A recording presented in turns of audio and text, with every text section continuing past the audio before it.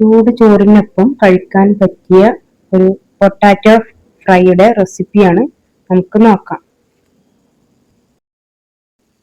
3 ഉരുളൻകിഴങ്ങ് നന്നായി തൊലി കളഞ്ഞ് കഴുകി വൃത്തിയാക്കി എടുക്കുക.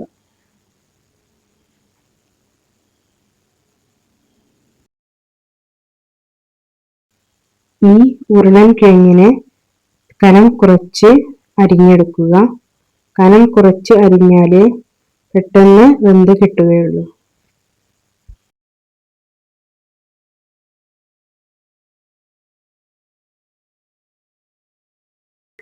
സ്റ്റൗ കത്തിച്ച് അതിലേക്ക് കുക്ക് ചെയ്യാനുള്ള പാത്രം വെക്കുക.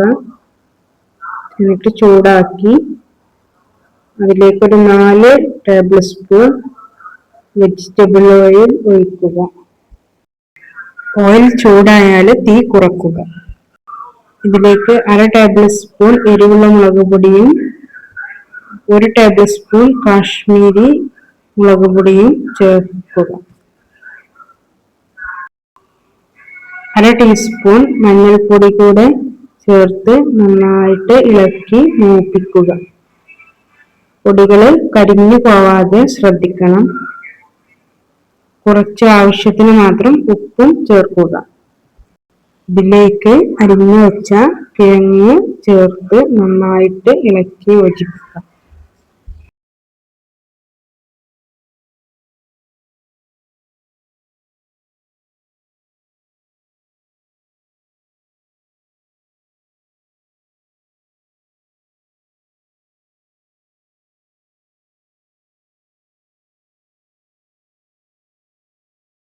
ഇനി ഒരു 3 മിനിറ്റ് അടച്ച് നന്നായി വേവിക്കണം.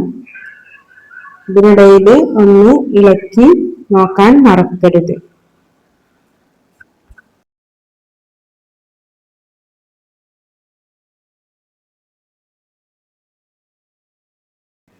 രണ്ട് മിനിറ്റ് കൂടി അടച്ച് നന്നായി വേവിച്ചെടുക്കണം. ഇതിലേക്ക് ഒരു തണ്ട് കറിവേപ്പില ചേർക്കുക.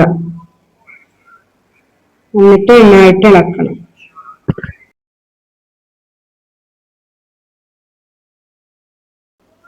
കിഴങ്ങ് ഒരു 75% വെന്ത ശേഷം 4 ടേബിൾ സ്പൂൺ തേങ്ങ ചിരകിയത് ഇതിലേക്ക് ഇട്ട് നന്നായി വേവിച്ചെടുക്കുക.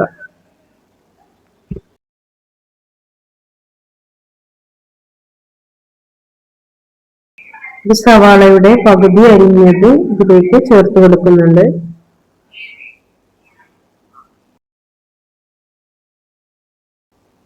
ഇനി മൂടി വെക്കാതെ തന്നെ നന്നായിട്ട് ഇളക്കിക്കൊണ്ട് വേവിച്ച് എടുക്കുക.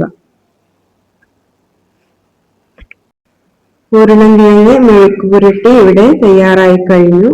ചൂട് ചോറിനൊപ്പം കഴിക്കാൻ നല്ല ബെസ്റ്റ് കോമ്പിനേഷനാണ്.